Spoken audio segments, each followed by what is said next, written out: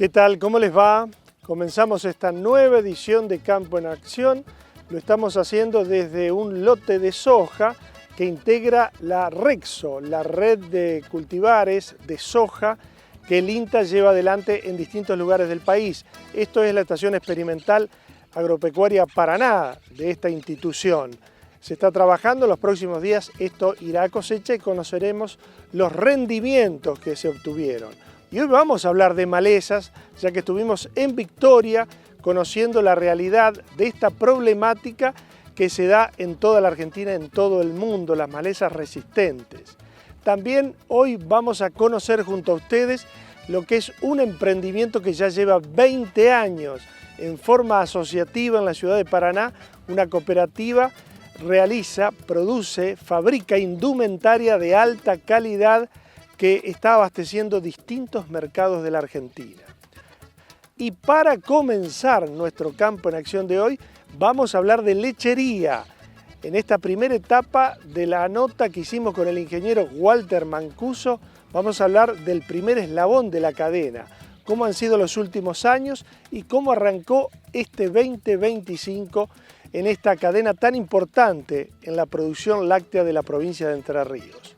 Con este tema comienza nuestro Campo en Acción de hoy. Veníamos más o menos. El final del 2024 fue medio complicado por las altas temperaturas, las olas de calor y si bien las relaciones de precio con los granos, con los subproductos son bastante favorables, se vieron afectados los forrajes que son el alimento más económico que tenemos en el campo.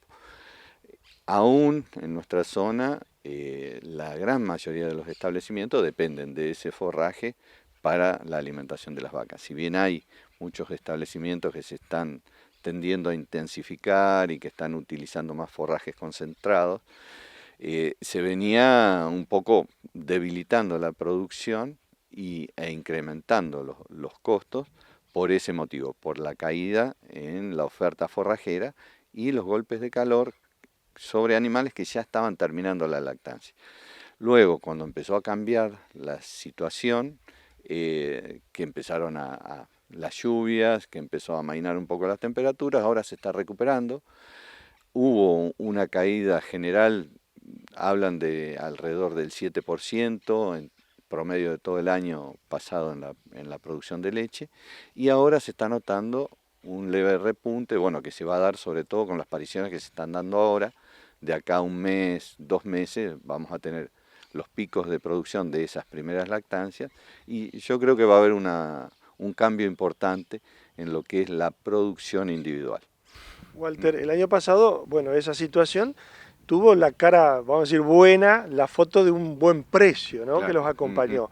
¿Cómo arranca este año en esos valores, en la economía de cada productor, si le cierran los números que se están pagando hoy y cómo ves la perspectiva del año, teniendo en cuenta que va a aumentar la producción? Los establecimientos tuvieron resultados positivos durante gran parte del año pasado. O sea, los datos que nosotros manejamos es que a diferencia de años anteriores, desde mitad de año y hasta septiembre, octubre, los resultados eran positivos. Cuando empezaron los problemas de calor, las caídas en producción de pasturas y demás, se empezó a quebrar eso, no aumentaron tanto los precios al productor y el costo se fue incrementando por el cambio en la alimentación, y eso llevó que hacia el final del año salieran torta y torta, ¿no? O sea, no fueron tan buenos los resultados. El impacto, porque algunos dicen, bueno, pero fue también la caída, la disminución de las retenciones y demás. No, eso nosotros lo hemos medido y en realidad no afectó tanto el costo global del tambo. O sea, hubo un incremento entre un 1 y un 2,5% en el costo total del litro de leche por esa disminución en las retenciones.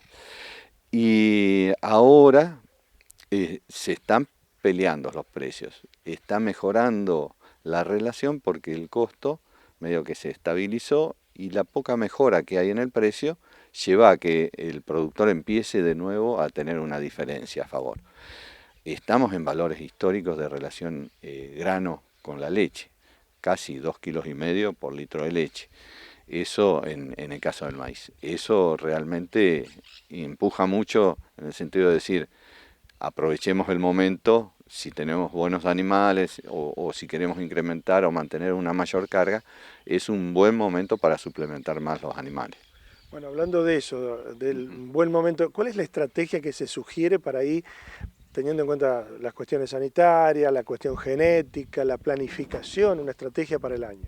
Bueno, ahora no perder tiempo y tratar de rearmar todo lo que sea la cadena forrajera en el campo. Hoy es un momento ideal y pinta muy bien el año para implantar pasturas. Entonces, las pasturas permanentes, los números que uno permanente, valga la redundancia, que uno saca siempre en esta época, siguen confirmando que lo más barato es el pasto producido en el campo. Las pasturas permanentes, base alfalfa o polifíticas, que te duran 3 o más años, valen por kilo de materia seca la mitad de lo que vale un verdeo. Entonces es a donde uno debería apuntar. Después de eso viene sí el verdeo de invierno, las avenas, los raigrases con buena tecnología, utilizando materiales nuevos, resistentes a enfermedades, que eso lleva el costo por encima del kilo de materia seca de la pastura, pero no tanto como el forraje traído de afuera. Y lo que nos está causando un poquito de preocupación es cómo se han elevado los costos de los silajes, ¿no? O sea, todo lo que sea el servicio, más allá del costo del cultivo en sí de maíz, el servicio de ensilaje y todo lo que implica el almacenamiento en la bolsa ha hecho que muchos la piensen 2 veces por el costo que tiene ese alimento en particular, ¿no? La distribución del valor que significa producir un litro de leche, Ajá. comercializarlo o entregarlo a la industria y después a los comercios, ¿es equitativo hoy? Yo creo que sí. Yo creo que el problema entre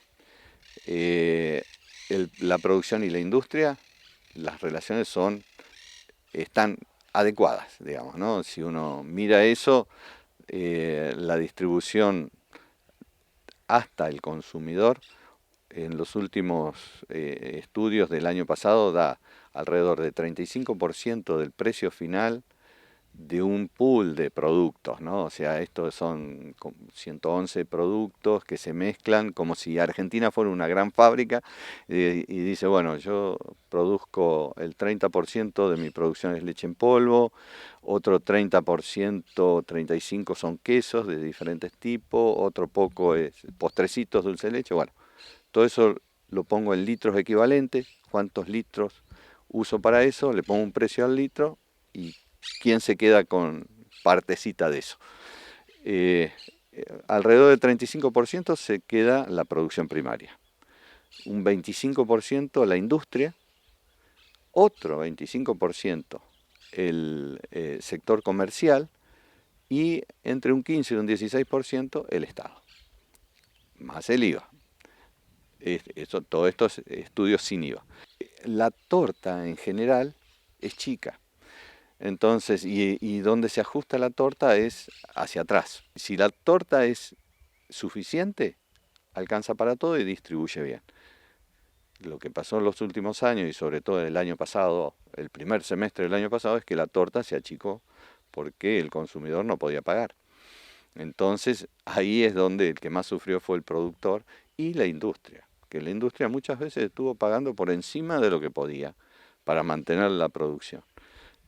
Y en cambio, bueno, los socios complementarios de la cadena, que el Estado y el sector comercial, siguieron sacando su parte, digamos. Nos vamos a la primera pausa en nuestro programa. En el próximo bloque conocemos una cooperativa de textiles. Diego Gómez es el presidente del Consejo de Administración de la CTC, la Cooperativa de Trabajadores del Centro, y Miguel Chini aporta desde su experiencia a lo que es la gestión comercial. Conocimos sobre todo este trabajo que reúne a más de 100 trabajadores asociados. Bueno, mira, esta COPE tiene ya 20 años, nosotros hemos cumplido 20 años ya. Una COPE que ha empezado como todas las COPE que uno conoce por ahí de abajo, éramos 6 personas, ni siquiera local teníamos, trabajamos cada cual en su garage, con 2 o 3 máquinas, y bueno, la historia cuenta, ¿no?, que por ahí la beta fue, había que hacer 20 camisas para la policía, y bueno, los muchachos la hicieron, y ahí empezó nuestro camino a lo que somos hoy, digamos. Y hoy ya somos, bueno, proveedores nacionales de lo que es indumentaria para la Fuerza Armada, que eso incluye lo que es la bombacha, la camisa, la campera, los accesorios que lleva no solamente la policía, sino la demás Fuerza Armada, ¿no? ¿Y por qué deciden armarse como cooperativa, fundarse como cooperativa? Hubieran podido ser otro tipo de sociedad. Bueno, en ese momento, digamos, vos sabés que para un tipo de sociedad y demás hay que poner dinero. En la cooperativa era mucho más fácil, digamos, en su momento, con pocos recursos y lo que teníamos, y bueno, era la opción que tuvimos en su momento para poder lanzarnos, digamos. Estas pequeñas cooperativas en sus inicios siempre han tenido el apoyo, el acompañamiento de los estados, del Estado Nacional, provincial, municipal. ¿Fue así acá también? Sí, nosotros generalmente, bueno, te recuerdo que somos privados nosotros, en base a todo, y nosotros siempre hemos accedido a lo que el Estado te da en general por el área de cooperativismo. Y ahí quiero hacer hincapié en la Municipalidad de Paraná hay un área cooperativa, en la provincia estamos representados por el IPSIMER, y a nivel nacional por el INAES. Entonces, nosotros tenemos un aporte que hacemos, una beca que hacemos una vez al año, ¿no?, que son aportes que se hacen a nivel nacional, y de esos aportes vuelve parte de esos aportes a las distintas cooperativas en ayuda, ¿no es cierto?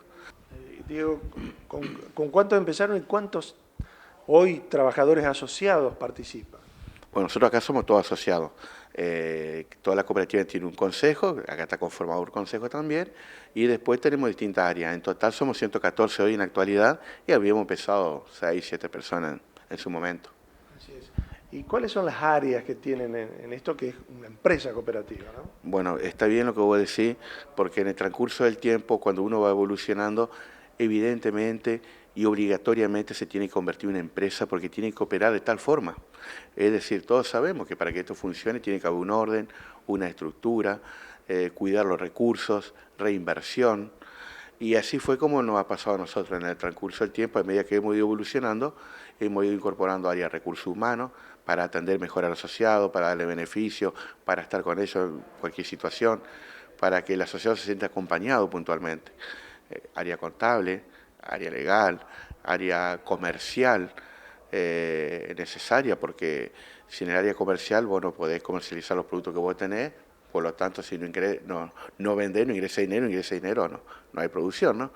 Y bueno, y el área propiamente dicha de producción, que está subdividida en varios lados, en loteo, en corte, producción propiamente dicha. Así que bueno, son varias áreas que hoy componen esta empresa. Miguel, bueno, contanos un poco hasta dónde llegan con los productos, cuáles son los principales mercados que han logrado en todos estos 20 años. Los 6, 7 personas que trabajaban en su máquina de coser lograron hacer su primera venta de camisas para la policía. Esto se fue incrementando y me cuentan hace 20 años atrás que se iban con 60 bombachas para vender en Salta, por ejemplo.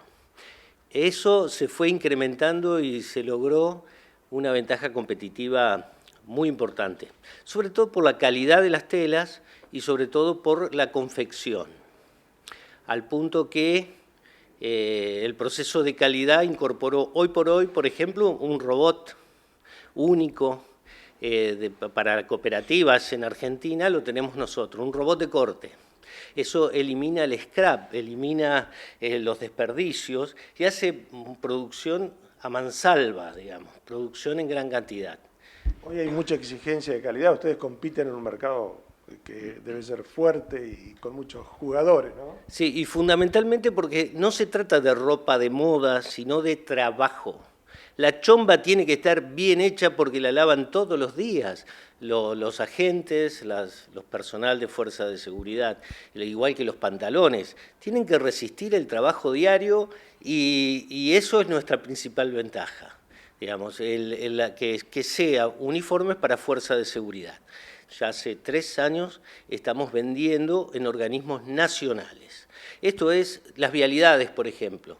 De las 22 distritos, nosotros le vendemos a 17 distritos, es ropa de trabajo, fundamentalmente, que implica buzos, camperas de abrigo.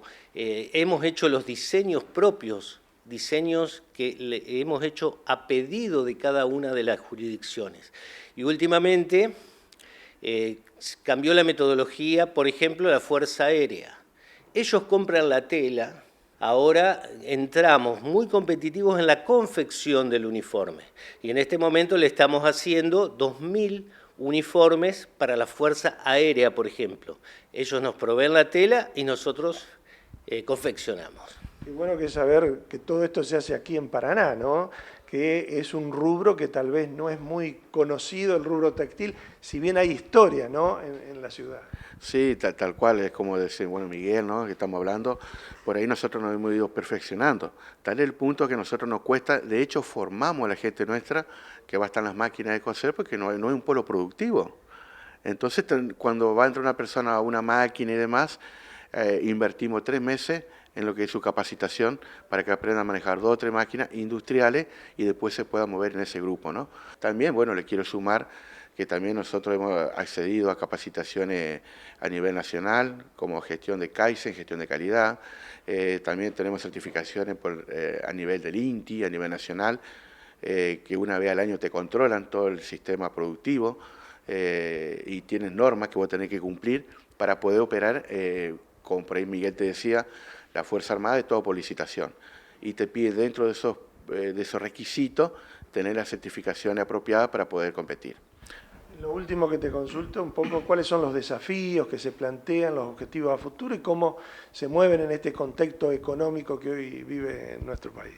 Bueno, nosotros una de las cosas que hemos aprendido, sinceramente, te voy a decir, es ser tipo un camaleón. Nosotros vamos para donde el mercado va. Tal es el punto que nosotros el año pasado empezamos con un producto nuevo, viendo que hacía falta, no había mucha empresa que lo estaban haciendo, y bueno, y en ese contexto es que nos vamos manejando.